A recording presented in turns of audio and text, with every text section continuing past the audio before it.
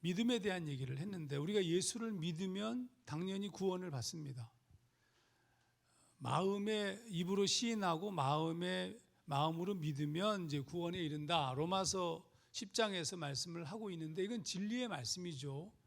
그러니까 그리고 또 우리가 믿음에 이르게 되었을 때는 마가복음 9장 23절 믿는 자에게는 능히 하지 못할 일이 없다. 이렇게 말씀하신 말씀도 맞습니다. 참 여러분, 이 말씀을 쫓아갈 때 이 책은 이제 여러분에게 액세서리로 드린 거 아니고 여기에 이제 메모하시라고 드린 거예요. 그리고 끝나고 난 다음에는 집에 계신 분들도 다시 한번 차근차근 읽으시면서 묵상하는 부분도 있고 성경 구절을 이렇게 적는 부분도 있고 그러면서 다시 복습하셔야 됩니다. 1과 2과를 안 하신 분들도 바로 앞에서부터 차근차근 하시고요. 무엇보다도 그 앞에 연애 편지도 읽으시고 꼭 그렇게 하셔야 됩니다. 여러분, 우리가 예수를 믿고 구원을 얻은 존재, 그리고 그 믿는 자들에게는 능히 하지 못할 일이 없다. 실제적인 능력이 된다. 이렇게 말씀하셨는데 실제로 우리에게는 힘이 없다는 거죠. 우리가 믿는데 믿음의 능력이 없어요. 왜 믿음의 능력이 없는 것일까? 다윗이 자신의 부하 장수 우리아가 전쟁에 나간 동안에 그의 아내 밧세바를 범합니다. 또 밧세바가 아이를 가졌다는 사실을 알고 난 다음에는 그 남편인 우리아를 죽음으로 내모읍니다. 그리고 밧세바를 자신의 아내로 삼았어요. 그리고 아무 일도 없었던 것처럼 다윗은 행동했습니다. 여전히 그는 예배를 드렸을 것임에 틀림이 없습니다. 죄를 품은 상태에서, 하나님과 단절된 상태에서 예배를 드렸다는 뜻입니다. 자, 이게 매우 중요한 부분인데, 우리가 죄를 지은 상태에서도, 또 죄를 짓는 중에도, 또 죄를 품은 상태에서도 하나님을 예배할 수 있다는 점이에요. 이거 중요하죠. 그러니까 그리고 또 심지어 설득력 있는 목사님들이 설교에 감동도 받아요. 은혜도 받고. 그러면 여러분, 이런 질문을 던져야 돼요. 그러면 내가 감동을 받았으면 하나님께서 예배를 받으신 것인가? 내 마음에 설교를 들으면서 평안이 오면 그건 하나님께서 기뻐하신 것일까? 죄송한 얘기지만 우리가 말씀을 듣고 감동을 받을 수 있습니다. 죄를 지은 상태에서도 감동이 가능합니다. 근데 감동은 감동인데, 그러니까 성령의 역사가 있어서 우리에게 감동이 오는데, 죄를 지은 상태, 불법을 행하는 상태에서 감동을 받으면 무슨 현상이 벌어지냐면 평안과 기쁨이 생기는 것이 아니라 근심이 생깁니다. 에베소서 4장 30절 말씀에 성령을 근심하게 하지 말라, 이런 말씀이 나오는데, 우리가 죄를 범하고 잘못을 범하면 성령께서 근심하시죠. 우리가 하나님의 말씀을 들었어요. 그 성령의 감동을 통하여서 우리 마음에 깨달음이 오면 행복해지고 즐거워지고 평안이 넘치는 것이 아니라 여전히 근심이 오히려 더 깊어지는 겁니다. 회개로 이끄시는 성령의 역사이기 때문입니다. 고린도후서 7장 10절, 하나님의 뜻대로 하는 근심은 후회할 것이 없는 구원에 이르게 하는 회개를 이루는 것이요. 근심이 생긴다는 거죠. 그러니까 근심도 없어. 아무런 죄에 대한 고민도 없어요. 내가 죄를 범하고 잘못을 행하고 불의를 행하고 있는데 죄 근심도 없고 죄에 대한 고민도 없고, 오히려 예배를 드리고 난 다음에 우리의 죄를 가볍게 하고 마음의 평안을 주고 있다면 그 예배는 하나님의 역사가 임한 예배가 아닙니다. 하나님의 말씀은 우리를 근심하게 하고 회개에 이르게 하기 때문에 그렇습니다. 성령의 역사로 인한 말씀은 예루살렘에서 오순절날 말씀을 들은 예루살렘 백성들이 형제들아 우리가 어찌할꼬 라고 얘기하는 것처럼 그와 같은 자신의 죄에 대한 토로가 터져 나올 수밖에 없어요. 자, 다윗은 지금 아무런 문제 없이 시간을 보낸 것으로 보여요. 여러분, 그렇게 시간이 지났습니다. 그러다가 아들을 밧세바가 출산했습니다. 그리고 나단이 찾아온 거예요. 나단이 찾아와서 다윗의 죄를 지적했습니다. 근데 그 죄를 지적했을 때 비로소 다윗은 뭘 깨달았느냐 하면 자신이 하나님과 멀어진 상태라는 것을 깨닫게 됩니다. 잘 보세요. 그러면 그 전에 다윗이 예배를 안 드렸나요? 예배 드렸죠. 속죄제 드렸겠죠. 여러분, 속죄제라는 것은 죄를 대속하는 제사예요. 근데 그가 드린 모든 희생 제사와 예배, 속죄제, 분명히 회개의 제사를 드렸음에도 불구하고 그는 헛된 예배를 드렸다는 것을 압니다. 시편 51편 16절, 주께서는 제사를 기뻐하지 아니하시나니 그렇지 아니하면 내가 드렸을 것이라.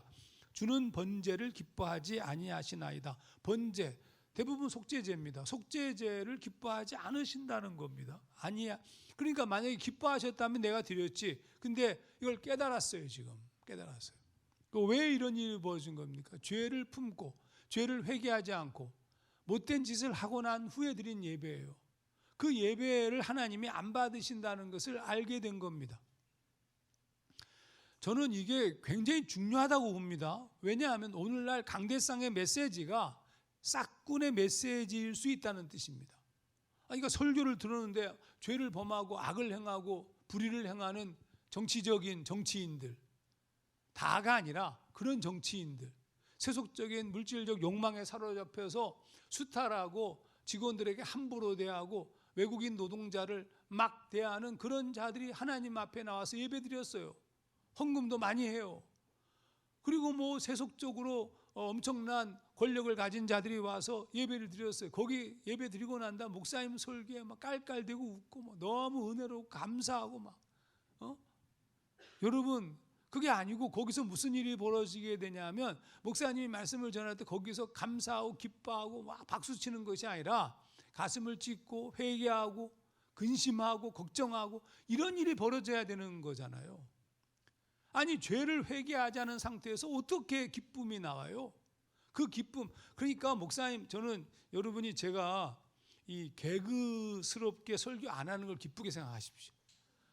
여러분은 얼마든지 웃길 수 있어요. 제가 청소년 집회 가면 대빵 웃겨요. 근데 그렇지 않은 이유가 뭐냐면 웃다가 여러분이 죄를 회개할 기회를 놓쳐서 그래요.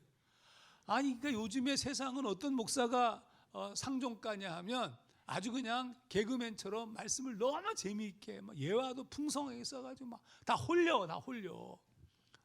그래 다 끝나서 너무 감동, 너무 좋았어요. 자신의 죄는 온데간데 없어지고 주님만 보이도다. 이거 싹군 메시지예요. 잘못됐죠. 하나님께서 우리의 예배를 안 기뻐하십니다. 우리가 죄를 범하고 회개하지 않은 예배를 하나님이 기뻐하실 수가 없습니다. 그걸 알았어요. 지금 다윗이 그것을 알았습니다. 주께서는 제사를 기뻐하지 아니하시나니 그렇지 아니하면 내가 드렸을 것이라.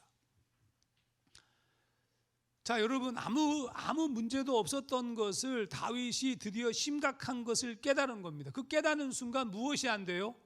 찬송도 할 수 없고 제사도 드릴 수 없고, 아니 예배가 안 돼.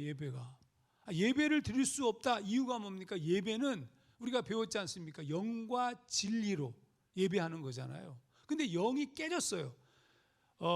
오늘 성경 말씀을 보게 되면 무슨 표현을 쓰냐면 시편 51편 17절 말씀 보면 상한 심령이라고 쓰고 있습니다. 하나님이 구하시는 제사는 상한 심령이다. 무슨 얘기냐면 지금 다윗의 상태가 심령이 깨진 상태.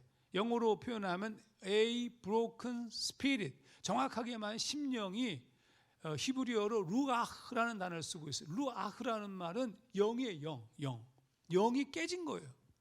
영이 부서진 상태야. 그러니까 영이 깨지고 부서진 상태로 하나님을 예배할 수 있습니까? 없죠.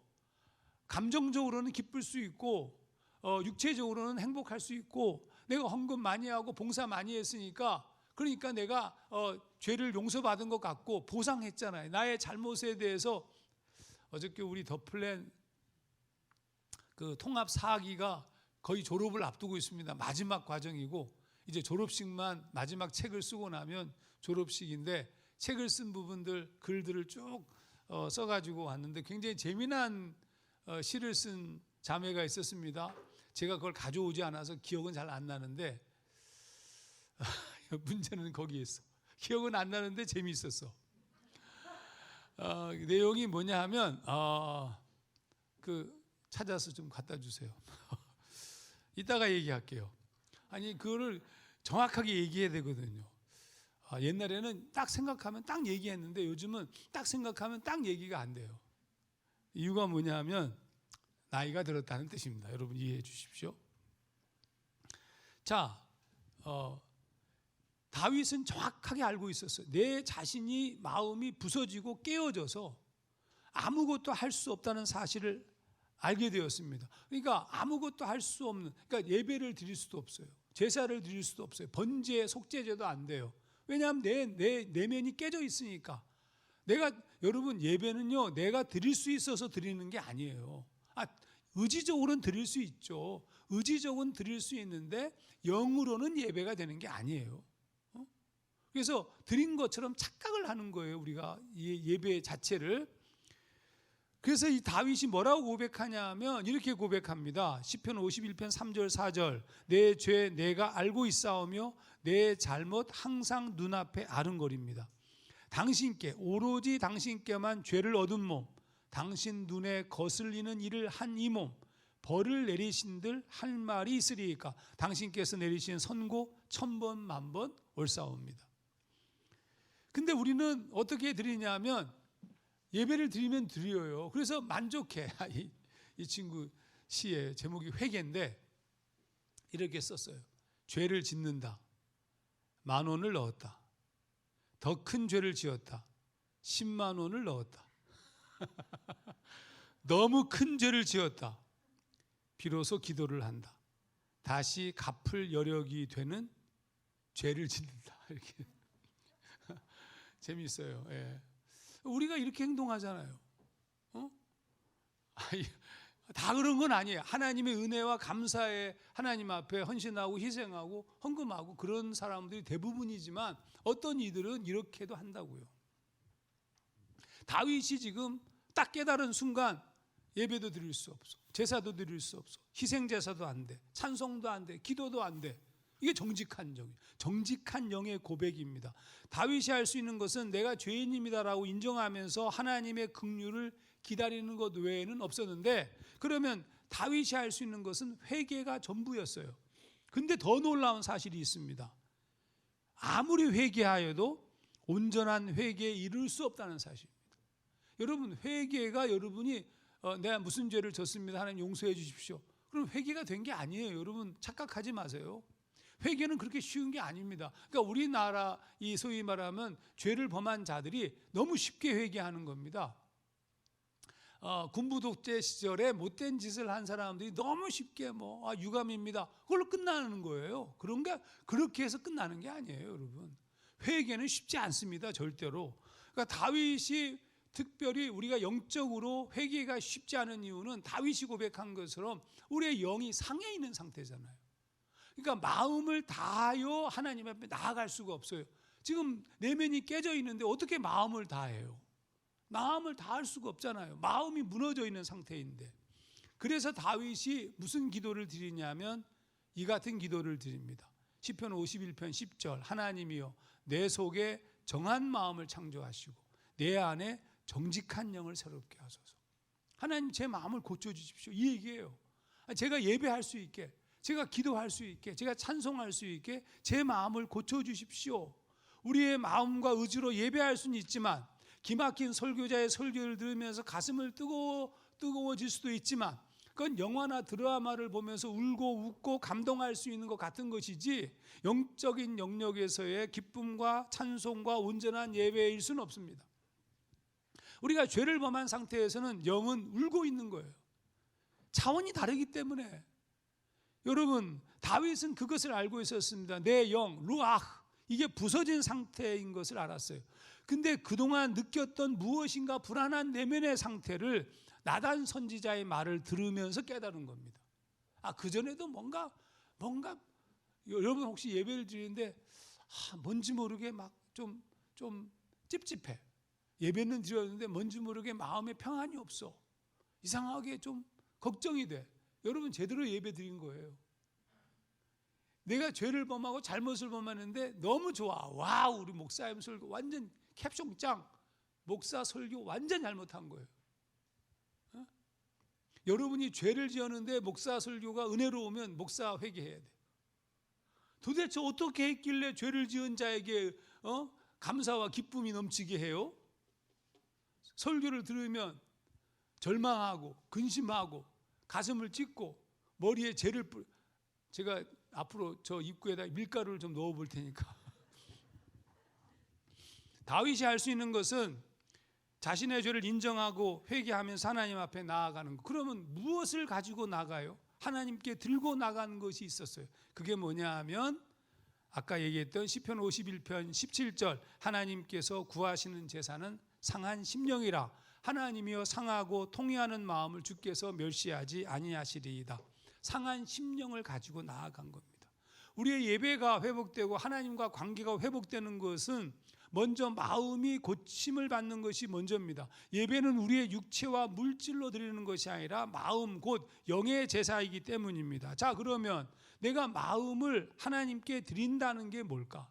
어떻게 상한 심령을 주님 앞에 드릴 수 있는 겁니까? 상한 심령을 드리는 것은 무슨 의미냐 하면 내 마음의 죄된 상태를 드러내는 겁니다. 내가 솔직하게 드러내는 겁니다. 근데 여러분, 죄 못 드러냅니다. 여러분의 죄를 드러내실 수 있습니까?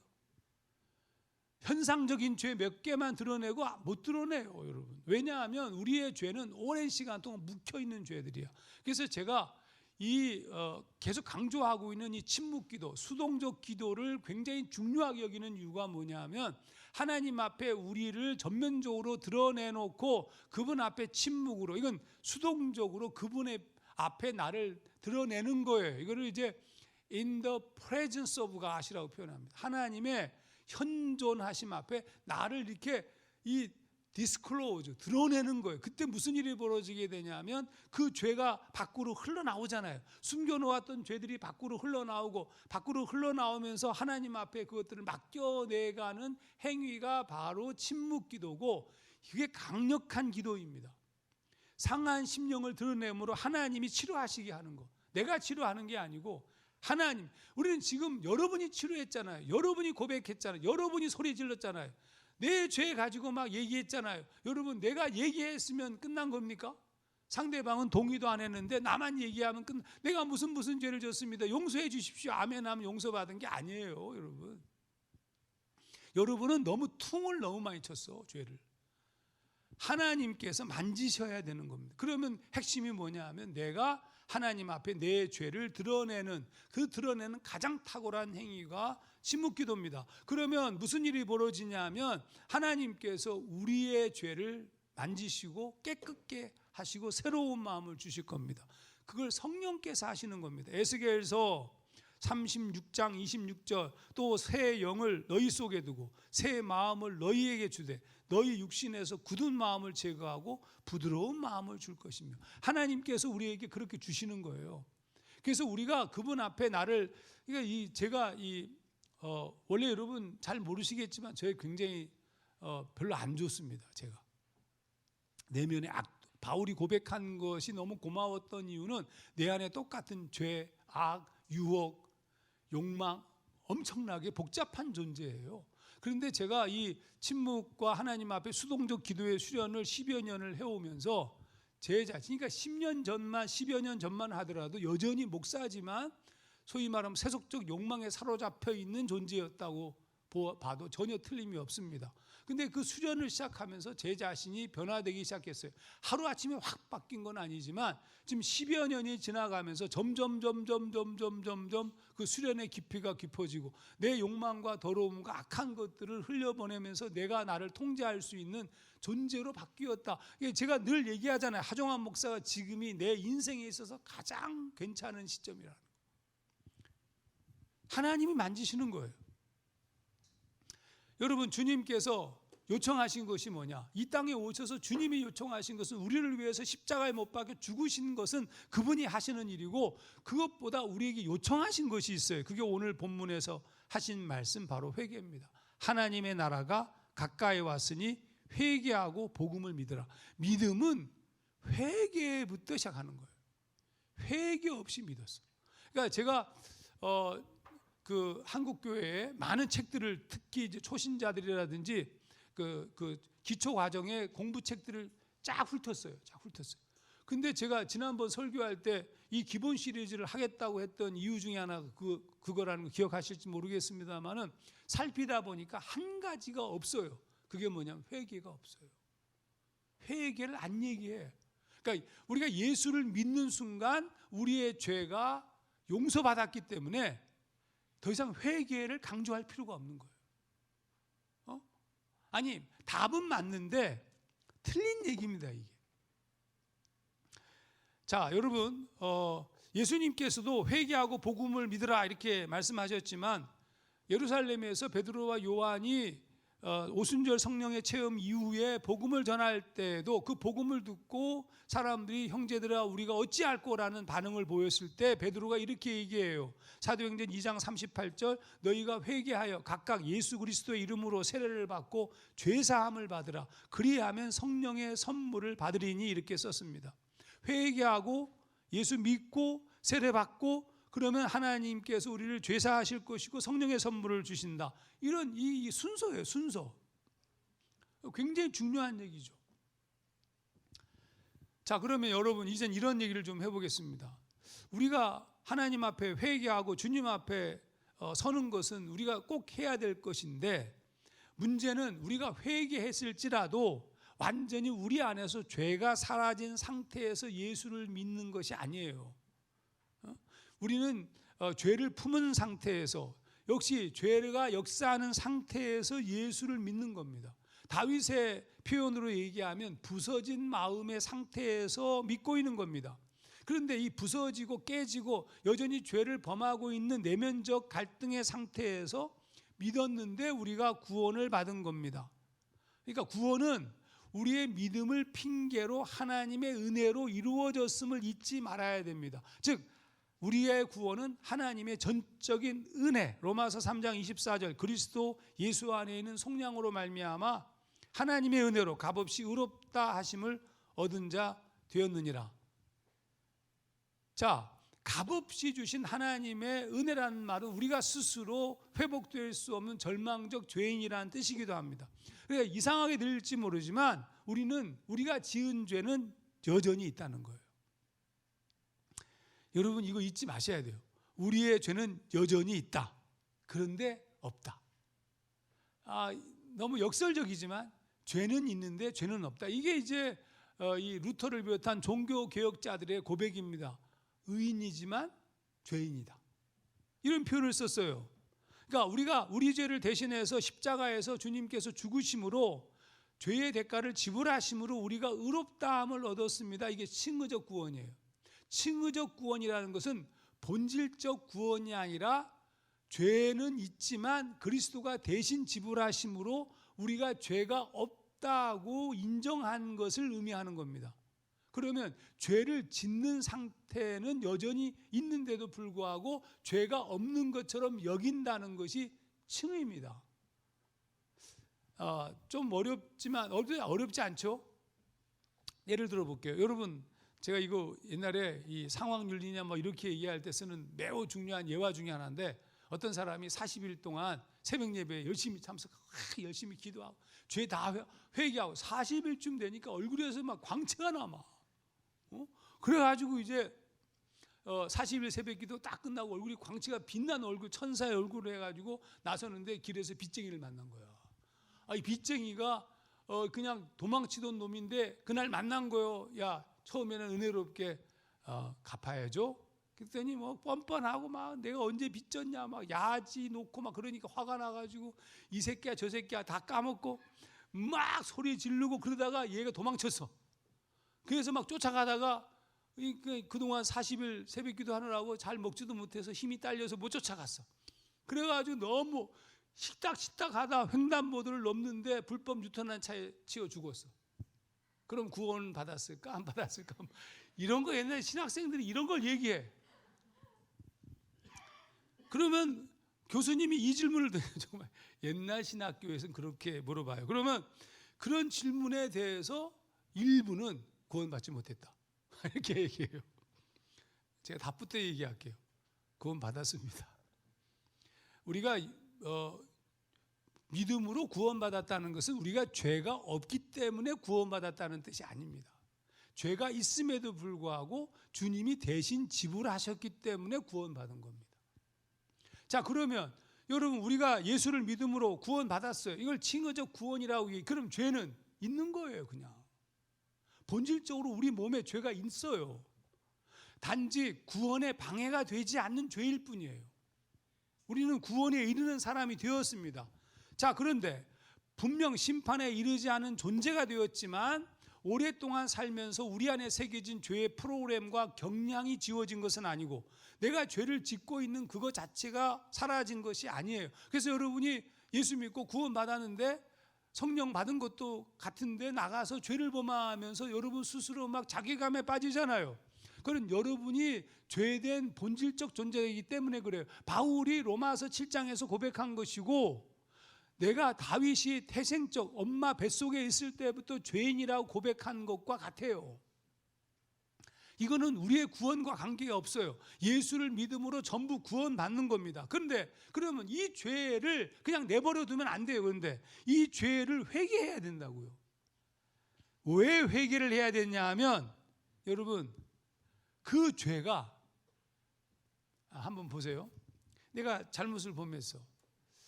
그 잘못을 회개했어요.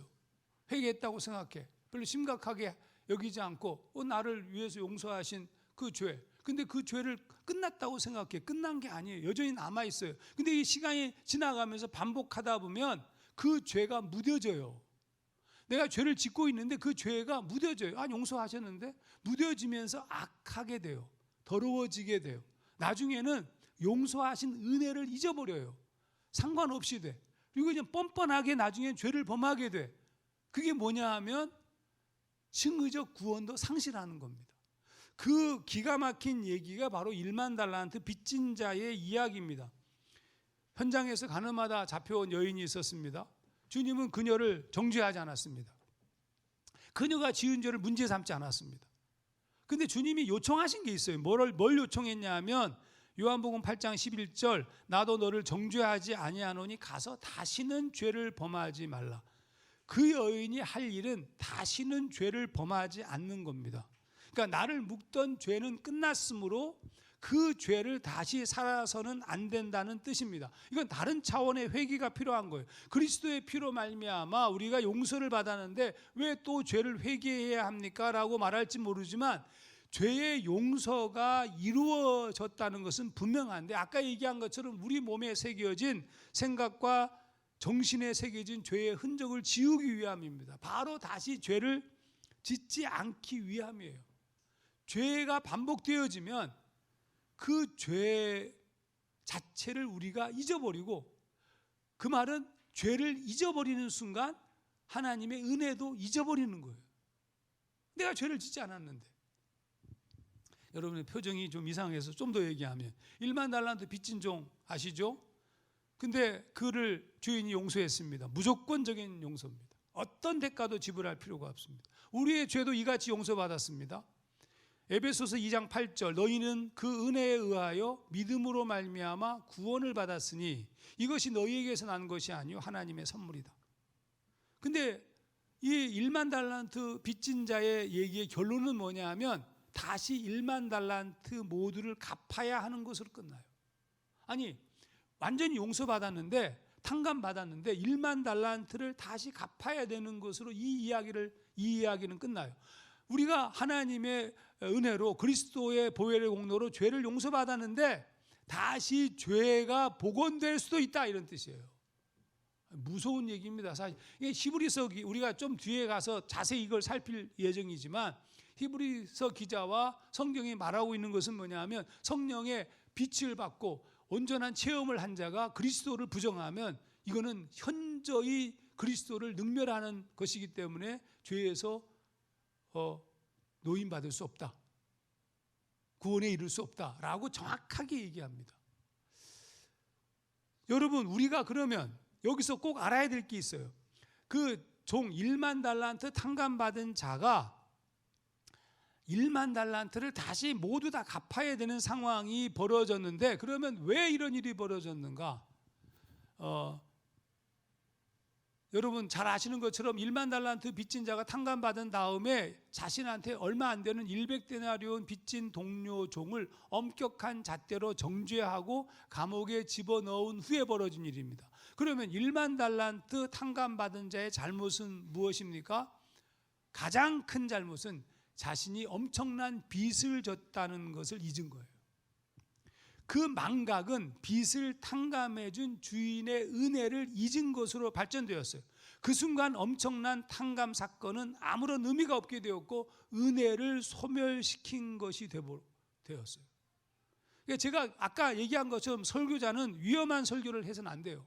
함부로 소위 은혜로운 설교로 죄를 덮어주거나 있게 하는 것은 불의한 메시지입니다. 1만 달란트 탕감받은 자처럼 용서받은 우리는 어리석은 그 종처럼 행동해서는 안 돼요. 그러니까 우리가 그럼 기억해야 될 거 있었어요. 반드시 기억해야 돼요.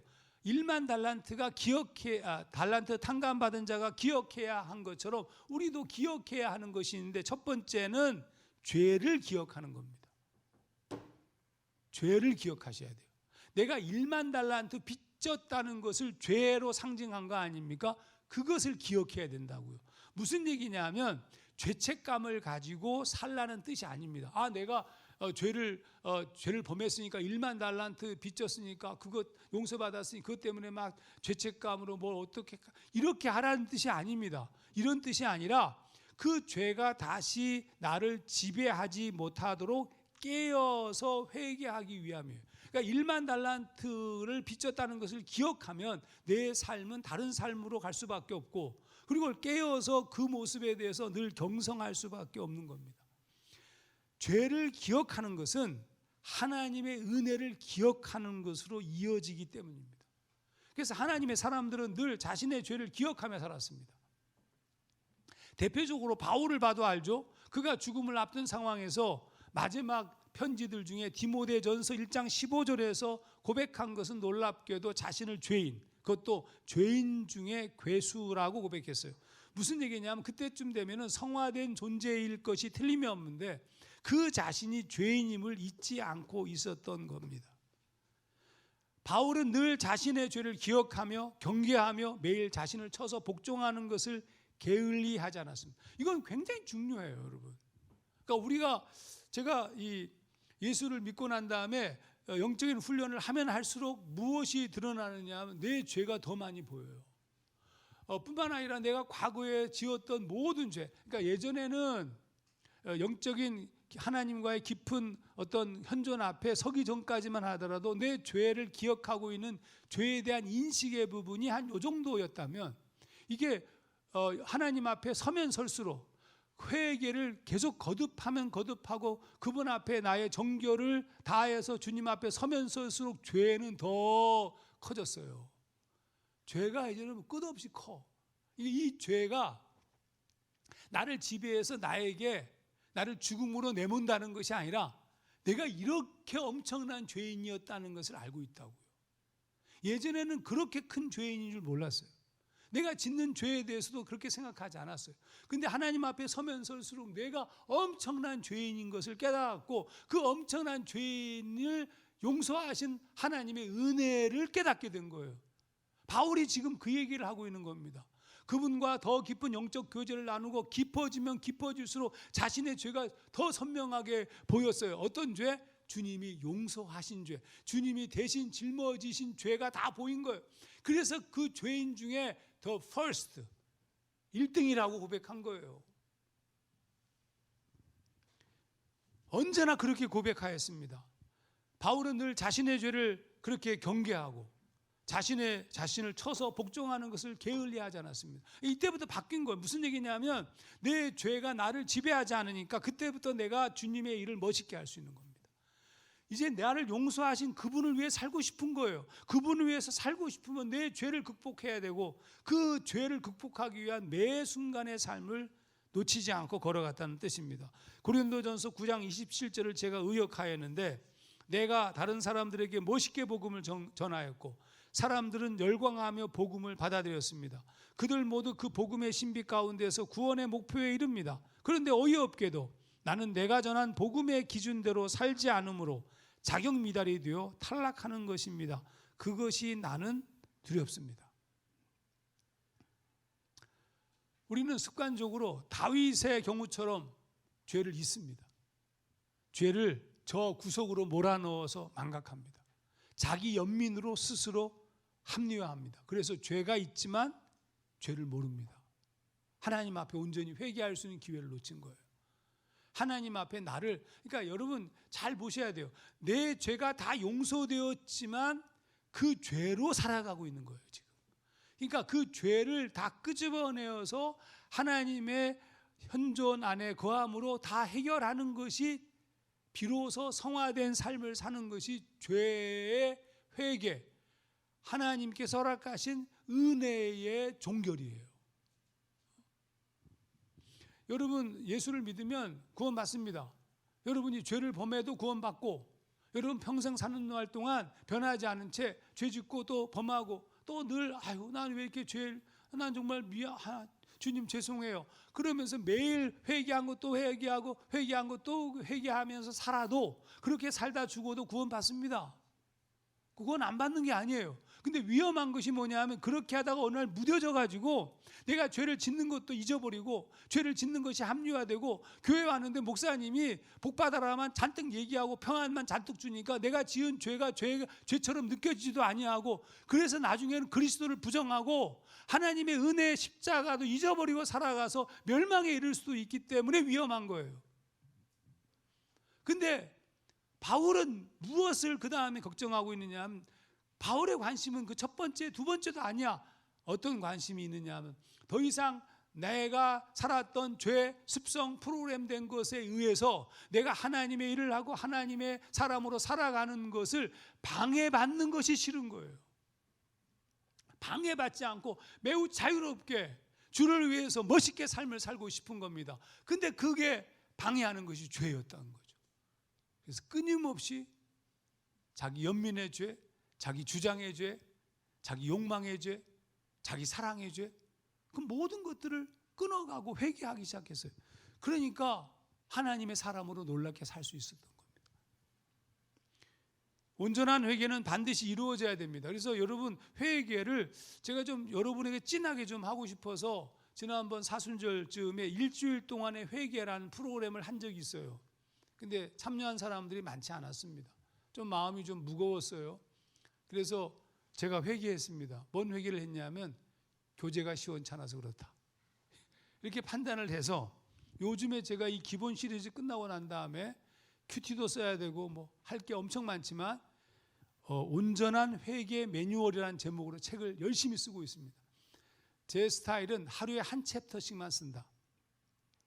한 10챕터 정도 되니까 하루에 한 챕터 쓰고, 또 하루에 며칠분 큐티책 쓰고, 또 제가 또 어느 존경하는 목사님의 회고록을 봐줘야 돼요. 그걸 거절할 수가 없었어요. 그분이 하도 은혜를 베푸신 분이라서. 그것도 조금 하고 아주 정말, 근데 온전한 회개 매뉴얼, 온전한 회개를 돕고 싶은 마음에. 근데 여러분 사실은 아까 얘기한 것처럼 이미 회개의 방법론은 여러분에게 제시했습니다. 그것 중에 하나가 신묵기도입니다. 나의 죄를 직면하고 하나님 앞에 서는 훈련을 놓치지 마시기 바랍니다.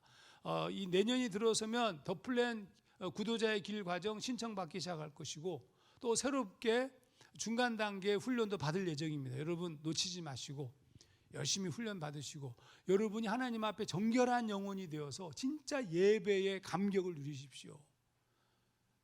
설교를 잘해서 예배의 감격이 아니라 그냥 예배당으로 가려고 마음 먹는 순간 거기서부터 하나님의 은혜가 임재하고,